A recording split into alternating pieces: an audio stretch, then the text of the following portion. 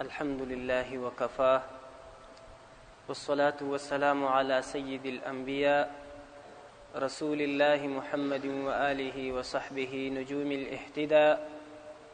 عمرو بن شعیب روایت نقل کوي د خپل پلار څخه، هغه بیا د خپل پلار څخه چې د عمرو بن شعیب نیکه کیږي روایت نقل کوي چې د نبی کریم صلی الله علیه وسلم حضور ته یوه ښځه راغله، په داسې حال کې چې په غیږ کې یوه وړوکې لور وه او د دغه کوچني ماشومې په لاس کې دوه درانه بنګړي وه د سرو زرو. نو جناب نبی کریم صلی الله علیه وسلم ورته وفرمیل اتعطین زکات هذا، ایا د دغه درنو بنګړیو زکات ورکوې؟ قالت لا، دا بیبي مبارکي چې په غیږ کې خپله وړوکې لور ده ورته وفرمیل چې نه، زکات یې نه ورکوم. نو نبی کریم صلی الله علیه وسلم ورته وفرمیل ایا ته دا خوښه لرې چې تا ته په ورځ د قیامت په بدل کې د دغو دوه بنګړیو د اور دوه بنګړي در په لاس کړل سي؟ دا چې نبی کریم صلی الله علیه وسلم ورته وفرمیل دغه بیبي مبارکي دا دوه بنګړي د دا ماشومې د لاس څخه وایستل او ویې غورځول.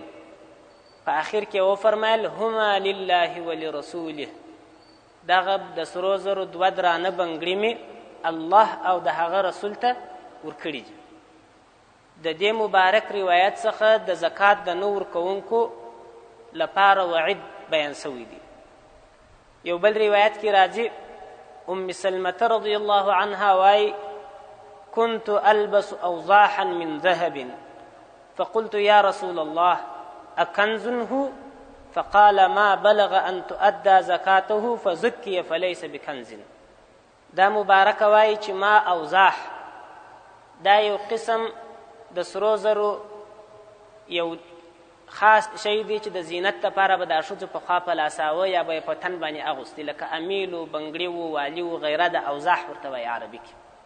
ما نبی کریم صلی الله علیه وسلم ته وفرمیل چې دا خو به په کنز کې نه راځي، هغه کنز چې قرآن مجید یې په باره کې آیات نازل کړي دي والذین یکنزون الذهب والفضة ولا ينفقونها في سبیل الله فبشرهم بعذاب علیم. هغه کسان چې سره او سپین ذخیره کوي او د الله په لار کې زکات نه ادا کوي، دغو کسانو لره د سخت عذاب زیری ورک. دا بیبي وایي ما د نبی کریم صلی الله علیه وسلم څخه پوښتنه وکړه چې دغه اوضاح چې د زینت لپاره زه استعمالوم د سرو زرو یو خاص شی و، دا خو به په کنز کې نه وي داخل. رسول علیه الصلاة والسلام وفرمیل ما بلغ ان تؤدى زکاته فزکیه فلیس بکنز.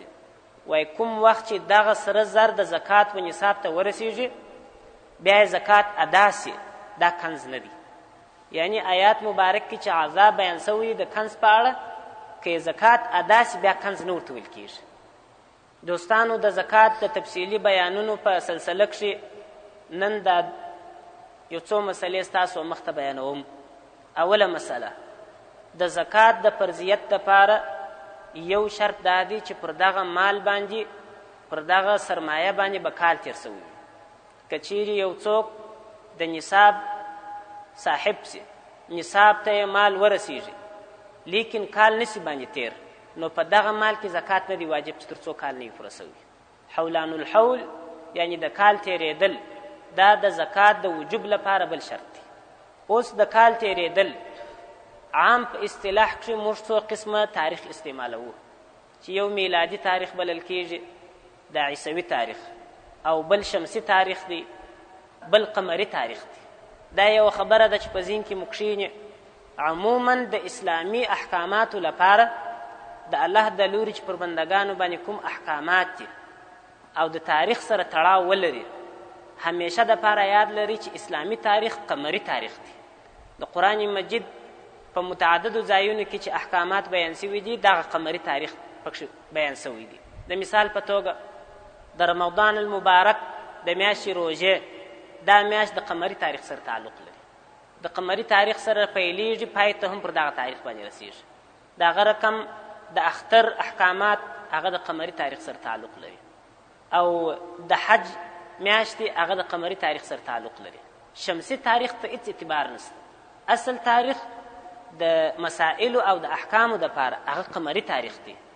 د هغه ډول که یوه ښځه عده تېروي هغه د قمري تاریخ سره تعلق لري، او که د خاص مسائل وي د ښځې یا د نر هغه هم د قمري تاریخ سره تعلق لري. الغرض په احکاماتو او مسائلو کې چې د تاریخ ضرورت راسي د همیشه دپاره یاد لري هغه قمري تاریخ دی. نو دغه ډول د زکات لپاره هم قمري تاریخ دی. اوس قمري تاریخ او شمسي تاریخ څومره فرق لري؟ قمري تاریخ او شمسي تاریخ په ځان کې فرق لري. قمري تاریخ تقریبا 354 ورځې کال کېږي، 354 ورځې. شمسي تاریخ یا 364 او یا 65 شپږ تقریبا 10 ورځې تفاوت راوړي یا 12 ورځې. اوس نو په 32 کاله کې، په 32 کاله او 15 شپې کې شمسي تاریخ چې دی هغه یو کال تر قمري تاریخ کمیږي. قمري تاریخ یو کال ځینې اوړي. په 32 کاله کې د مثال په توګه قمري تاریخ 33 کاله کېږي، شمسي تاریخ 32 کاله فرقېږي. ټیک یو کال فرق راوړي. نو اوس که چیرې یو څوک زکات پر شمسي تاریخ باندې ادا کوي په 33 کاله، په دغو نکلونو کې د یوه کال زکات یې کم ورکړي. نو لهذا په دې مسئله باندې پوهېدل پکار دي چې زکات به پر شمسي تاریخ نه ادا کېږي، زکات به قمري تاریخ ته اعتبار دی. بله مهمه مسئله دا ده چې شاید د چا سره دا فکر وي چې د زکات لپاره به یو ټاکلی وخت وي. د روژې په میاشت کې به زکات ادا کېږي، بل وخت به نه ادا کېږي. د اختر در مخه باید ادا سي، وروسته که وځنډېدي ګناهکاره کېږي به سړی. نو مسئله دا چې د دوستانو چې د کمې ورځې څخه چې ته د نصاب د پوره نصاب مالک سولې، هغه که هره ورځ وه بس د دغه قمري تاریخ دغه ورځ چې بل کال راله بس پر تا کال تیر سو، ستا پر سرمایه باندې کال تیر سو، زکات در باندې واجب سو. هره ورځ په هره میاشت کې چې ته د نصاب څښتن وګرځېدلې، اوس د دغې ورځې حساب در سره ونیسه. که بل کال د هغه قمري تاریخ دغه ورځ راله پر تا باندې زکات واجب سو، حولاني حول راله، یعنې د کال تېرېدل پوره سو. هغه که هره میاشت وي، د خدای تعالی میاشت وي چې د رجب میاشت ورته وایي، د برات میاشت وي چې شعبان ورته وایي، د رمضان المبارک میاشت وي چې دا د روژې میاشت ده، یا هره میاشت، بس په کومه ورځ چې ستا سرمایه و نصاب ته ورسېدل، د نصاب بیان مې په تفصیل سره درته وکړي، د هغه ورځې څخه چې کال پوره سو قمري تاریخ، بله دا ورځ پر تا باندې زکات فرض سو. بله مهمه مسئله دا ده که چیرې یو څوک یو ډېر اړین ضرورت مخته راسي، ورته په محل کې یو سړی دی، غریب دی، محتاجه دی، په کور کې مریض ورته پروت دی، پیسې نه لري، او دی چې فکر وکړي چې زما زکات په 15 میاشتې بعد کال پر کېږي، زه زکات ورکوم. اوس د دې سړي ضرورت هم دی، د هغسې نفلي صدقات خو موږ پر دې باندې باید تعصب او افسوس وکړو چې نفلي صدقات خو موږ چندانې نه کوو، دا به لابد چاته پیسې ورکول د زکاتو د فرضي وجوبي حقونو څخه بغیر. خو په هر صورت دلته 15 میاشتې د کال ته پاته دي او دلته د سړي ضرورت دی. نو مسله داسې ده دوستانو چې د کال د پوره کېدلو څخه مخکې هم زکات ادا کېدلی سي. حتی د یوه کال نه د 2 3 10 20 25 کالو زکات کولی سي چې مخکې لا ادا کړي. که یو داسې سخت ضرورت مخته رالی، یو سړی دی، ته پوهېږه چې دا سړی په سخت مشکل کې دی، پیسو ته یې اړتیا ده او پر ما هر کال زکات کېږي، نو دا نه ده لازمه چې د زکات تر شپو در وخته پورې به ته انتظار باسې، مخکې هم کولی سي چې زکات ورکړي. د یوه کال دا ورکوې، د 2 کالو دا ورکوې، د 3 کالو دا ورکوې. د ده د ضرورت په مقدار باندې که ته چیرې دا زکات را مخته کړې، نو بیا حساب نیسه چې کال پوره سو، حسابونه وکړه چې دومره زکات مې ورکړي دي.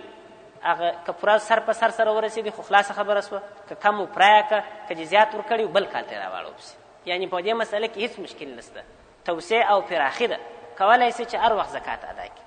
او بله مسئله دا ده چې یوه کس ته هم زکات زیات ورکولی سي که چیرې د ده ضرورت ډېر. مثلا 10 لکه زکات په یوه وخت کې یوه سړي ته ورکولی سي، که داسې و چې د دا سړي د غوند عجل او سخت ضرورت، داسې مریضي ده چې په دا ملک کې د نن تشخیص او علاج نه کېږي، بل ملک ته ضرورت وي، د لارې کرایه و، د طیارې ټکس و، یا لته د تداوي و، د علاج دپاره دته د ډېرو پیسو ضرورت وي، کولی سي چې ډېرې پیسې په یو وارې ورکړي. په دې مسله کې تنګي نسته. بله مسئله دا ده چې د انسان د یو مسلمان دپاره د استعمال شیان 2 ډوله دي. یو هغه شیان دي چې روزمره یې دی استعمالوي، لکه د اغوستلو لباس، د استعمال لوښي په کور کې یا موټر دی، موټر سایکل دی او باسکل دی، دغه ډول کور دی او یا جایداد دی، دا ټول هغه شیان دي چې تر هغه وخته پورې چې دی د خریداري نیت نه وي کړی زکات نسته پکښې.